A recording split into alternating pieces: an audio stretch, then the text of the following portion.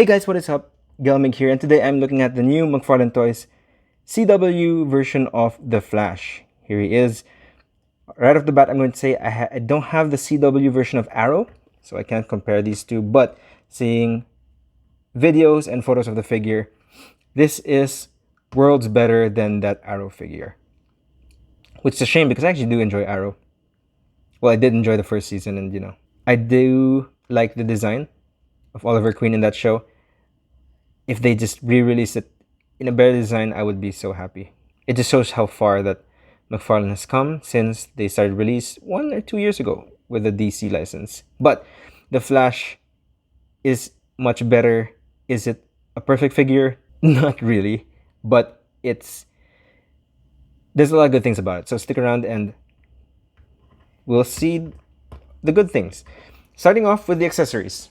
He does come with your standard DC base and your collector card. You can see collector card with the lightning effect and this accessory, which we'll talk about in a bit. There you go, if you want his real name and everything else. Now, the Flash.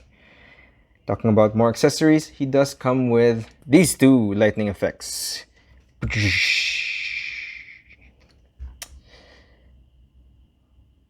If you've seen the scene, where this is sort of from, let me know what you think about that. It felt so left field, didn't it? It almost made me laugh. I know that this shows a campy show, but this took it to the next level. Like the writers were just lazy to have that final scene, and the fact that we have it in plastic doesn't make it any better. Just to show you that he can hold it somewhere. Like it's not a very great connection. Normally I look for one of these stubs. I think it's that one. If you can fit it in his hand, he can technically hold it anywhere. Oh, look at this finger. Sort of like that. And he will hold it like he does in the show, like Zeus, like a Jedi Zeus throwing his javelin. And as a representation of what it's meant to depict, I like it. If he's meant to actually hold the lightning, I do like it. And he does have two open hands, grippy hands to hold the lightning. Like I said, he can hold it anywhere. Some parts of the lightning will make him look like he's holding it downwards, some upwards. It's a matter of where you hold it. Like that. Look at that. Look how cool he looks holding the lightning. Is that a comic thing? Did they actually get that from the comic, or is that, purely the ideas of the writers at CW? Do let me know. The other accessory he comes with, which I actually do like because I do enjoy good lightning effects, is this lightning effect. I actually enjoy that. You have his lightning rushing through him. He's running, he's racing, That's cool. And if you had the arm lightning effects from Godspeed, which I don't have right now, I enjoy it. I enjoy this accessory way more than the other. Of course, it is compatible with other speedsters, so you can have that going. But I will say that it's not. It is the same color as the Godspeed's accessory. It is not the same color as the Comic Flash's accessory. So if you have that, it will create a little bit of a discrepancy. But you can still make it work. I like it. This one I like. Moving on to the figure. First of all, his head sculpt is actually pretty good. I can see Grant Gustin in that face. You get a lot of texture on the helmet. There you go. One day I'll get a manual camera so I can focus macro.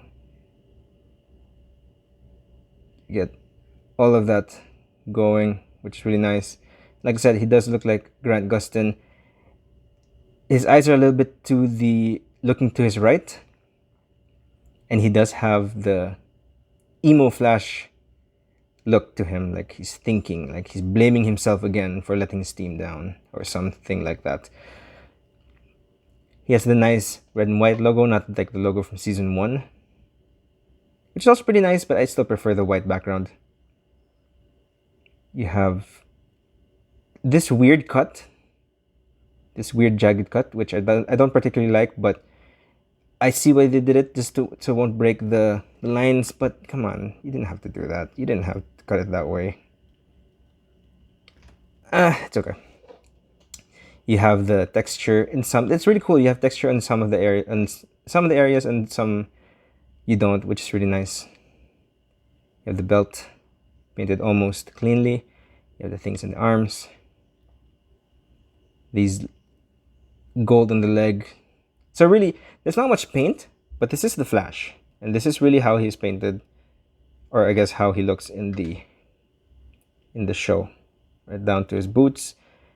The joints are very nice. I have to give props to Mcfarlane Toys for innovating on the ball joints. They're still the same Mcfarlane joint where you have that going for it, and I talk about it in the articulation, but it does have the sculpt now, and it's functional, and it works. You can see his knee pads, and his butt is textured. One thing to note is that his feet are not in focus. His feet are not necessarily flat. This is as far down as they go. They do curve up, but it hasn't been a problem for me so far. So those are the details. He does look really nice. Like I said, first glance, he looks nice for the most part, if not for these things, but it's not that big of a deal, honestly, for this figure. Articulation, he does look up very nicely. He does look down. You can do that without breaking the sculpt. Side to side. His neck is sitting a little bit too high, I realize now. But in some poses, it's not that obvious. Arms go all the way. It's a weird butterfly joint in that it really is not a butterfly joint. It still has that piece that Mcfarlane always puts in their figures, but you can see it right there. But it doesn't really cover anything up. I feel like if it was not around, it won't make a difference. You get the biceps swivel. You get the elbows, the double jointed elbows. You get the arm, the wrist joints, which again are Mcfarlane ball peg joints, which you can fully break his arm for any kind of sort of articulation. But it's not just big garish ball joints. You know, it actually, this one flows very well between the arms. A little bit of a different color, but that's under the big lights. Regular room, you don't really see that very well. I mean, the color difference, which is good. While the plane passes, I will continue. He looks back crunches back that far. Crunches forward not so much. Got that waist, the double, one ball joint up here, one ball joint down here. He can kick forward, as Flash should. He can kick back very well. His butt will adjust to his kick. A little bit of a gap right there. Splits, perfect splits.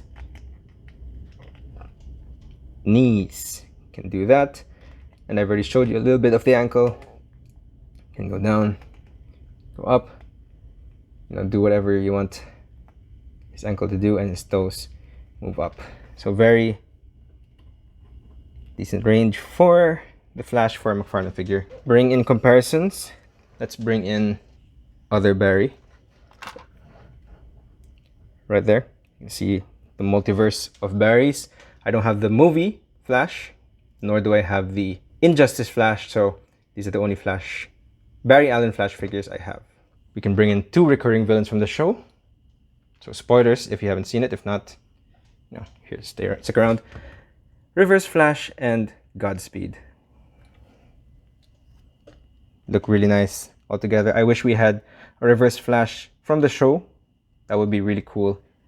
Even if it was just a repainted version of the suit, which I don't know if he actually had, but it would be really cool to have a CW version of the show, of CW Reverse Flash. It'd also be cool to have Zoom and, you know, all the other villains. So there you go. They stand really cool together.